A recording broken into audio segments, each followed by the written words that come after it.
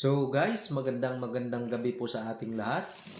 So ngayon po ay oras na naman po ng ating pahinga upang tayo ay makapag-ipon ng lakas at ng lakas ng ating katawan kasi bukas ng umaga ay magbabakbakan na naman po sa trabaho. So kahit pa paano ay nakakapagod rin po yung trabaho pero kailangan po nating pagtiyagaan kasi trabaho naman po yung pinunta natin dito.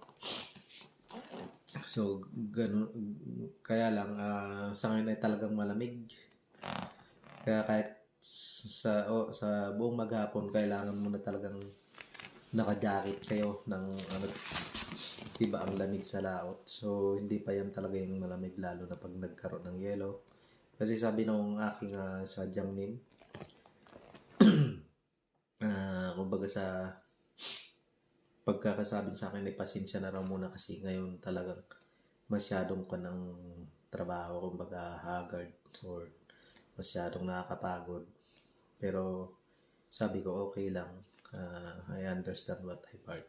Kasi siyempre ako, workers na pinapasahod kaya kailangan natin ipakita yung maayos sa pagtatrabaho natin. So,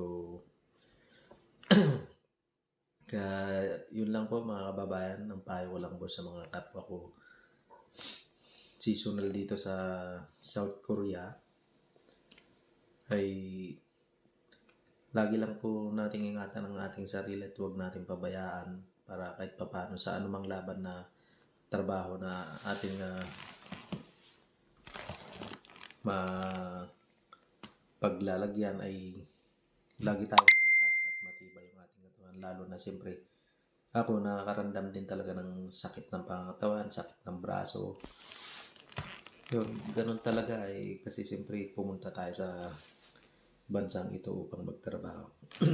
Naunawaan ko yung nakakaranas na sobrang hirap dyan at yung gutom. Pero subukan nating solusyonan yung ganung problema kung meron naman tayong madadalang pagkain o merienda.